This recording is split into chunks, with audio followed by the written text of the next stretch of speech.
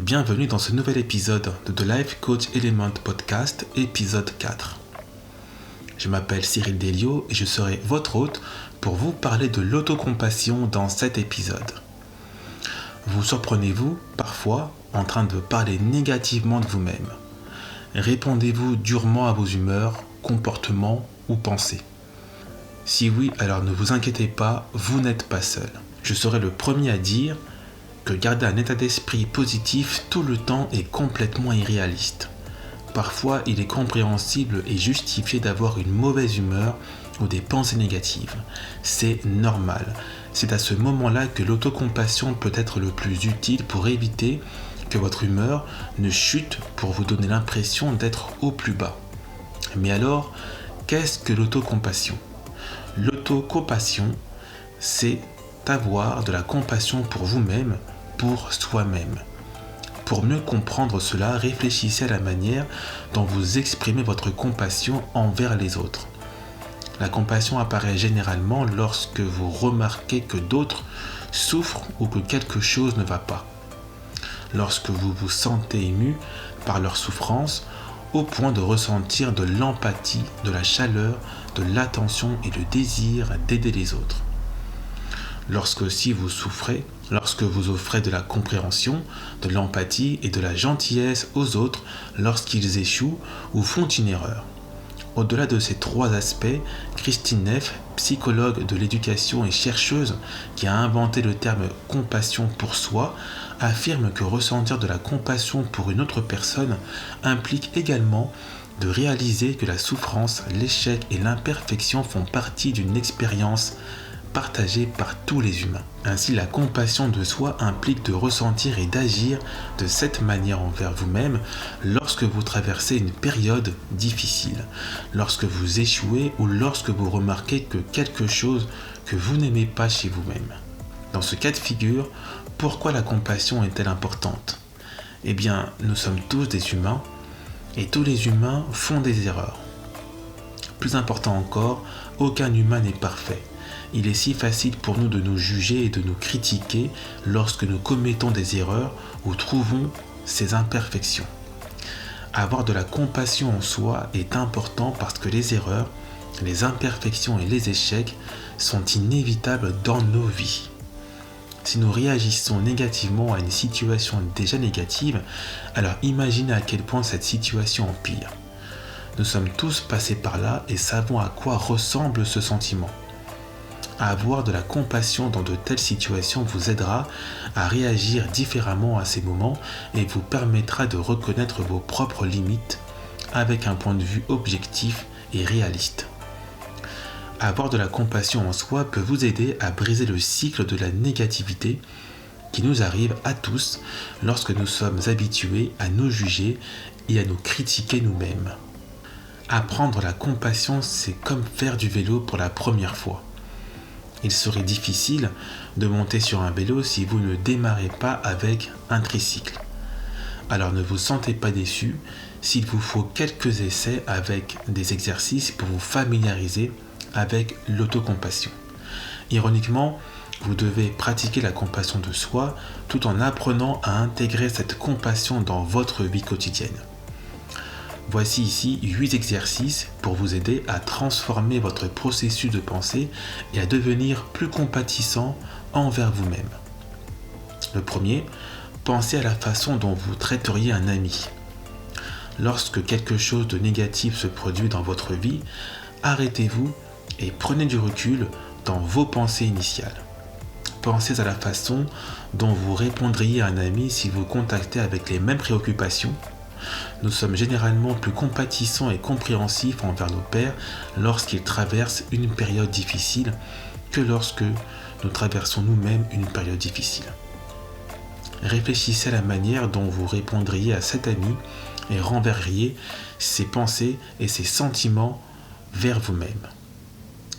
Deuxièmement, commencez un journal d'autocompassion. Le journal est important pour documenter vos expériences et est probablement le meilleur moyen de constater un changement dans votre vie. Il peut être si facile de se perdre au quotidien que nous ne reconnaissons pas vraiment les moments où notre esprit devient négatif. ou même les meilleurs moments de notre journée.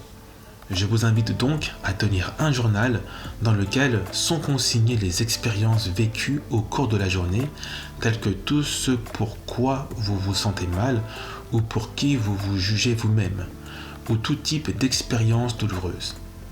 Pour chacune de ces expériences, procédez de la manière suivante. Soyez conscient de vos expériences. Cela signifie que vous essayez de ne pas porter de jugement sur votre expérience lorsque vous l'écrivez. Écrivez des façons dont cette expérience est commune à tous. Réfléchissez à la manière dont les autres réagiraient dans cette situation et aux différentes causes et conditions qui auraient pu contribuer à l'expérience. Écrivez quelques mots de compréhension gentils et compréhensifs à propos de cette situation. En écrivant ces expériences, vous aiderez à organiser vos pensées et vos émotions et globalement améliorerez votre capacité à être objectif à propos de vos expériences. Troisièmement, soyez compatissant envers les autres. Un premier pas critique vers la compassion de soi consiste à reconnaître que ce que vous refusez en vous-même est ce que vous refusez généralement chez les autres. En d'autres termes, ce que vous avez tendance à juger en vous, donc en vous-même, peut également être ce pourquoi vous jugez les autres. En critiquant les autres à ce sujet, vous risquez de continuer à faire preuve de jugement et à vous montrer sévère. Si vous éprouvez de la difficulté à faire preuve de compassion envers vous-même, essayez de faire preuve de plus de compassion envers les autres dans votre vie, à laquelle vous vous trouvez plus critique. En étendant cette compassion aux autres, vous allez devenir plus aimant envers vous-même. Quatrièmement, faites une pause de compassion. Prenez cette pause à tout moment de la journée. Cela peut se faire immédiatement après une expérience douloureuse, ou lorsque vous avez enfin le temps de vous occuper avant de vous coucher. Cinquièmement, fixez des limites. Les limites sont importantes dans tous les aspects de votre vie. École, travail, relations, etc. Prenez un moment pour réfléchir à ces aspects de votre vie et soyez réaliste quant aux endroits où vous devez définir des limites pour ce que vous pouvez gérer dans le moment présent. Cela ne signifie pas que vous devez abandonner ou dire non à quelque chose que vous avez toujours voulu faire. Cela signifie simplement que vous devez définir des limites réalistes pour vous retrouver là où vous vous trouvez. Sixièmement, pratiquez la pleine conscience. La pleine conscience et la compassion de soi sont des constructions assez similaires. En fait, lorsque les chercheurs mesurent la compassion de soi chez les autres, ils évaluent le degré de conscience de chacun en tant que facteur de compassion de soi. La pleine conscience est la capacité d'être pleinement présent et conscient de l'endroit où vous vous trouvez, de ce que vous faites et de ce qui se passe dans le contexte dans lequel vous vous trouvez. Faites-le dans l'instant présent en vous occupant de vos pensées et de vos sentiments sans chercher à changer. Au lieu de cela, réfléchissez à la façon dont cette voie s'est développée et à la manière dont elle a été utile dans le passé. Parfois nous utilisons la critique pour nous motiver, mais lorsque nous entendons le jugement dur encore et encore, nous pouvons en être consumés et nous avons l'impression que cela fait partie de notre identité. Pratiquer la pleine conscience de cette manière est importante avant de passer à des pratiques plus avancées d'autocompassion. Septièmement, changez votre discours pour devenir plus positif. La première étape de ce processus consiste à remarquer lorsque vous vous engagez dans un discours intérieur négatif et critique, ce qui explique pourquoi cette pratique est plus avancée. Lorsque vous remarquez ces pensées, essayez de voir si vous reconnaissez des modèles. Le dites-vous sur un ton spécifique? Utilisez-vous un langage similaire encore et encore? S'agit-il d'un aspect spécifique de votre vie ou de vous-même? Après avoir reconnu ce discours, faites un effort actif pour réduire la dureté et le jugement en essayant d'être plus compatissant quant à la façon dont vous abordez la prochaine étape. La prochaine étape consiste à recadrer vos pensées. Utilisez certains des exercices précédents tels que vous traitez vous-même comme un ami dans une situation similaire. La dernière étape et probablement la plus difficile, consiste à accepter et à croire vraiment ce que vous vous dites. 8e, donnez-vous la permission. Donnez-vous la permission d'être imparfait et permettez-vous d'être ouvert à l'idée de faire des erreurs. Le dicton est vrai que les erreurs mènent au succès. Vous ne savez pas ce qu'est le succès sans échec, tout comme vous ne savez pas ce qu'est le bonheur sans souffrance.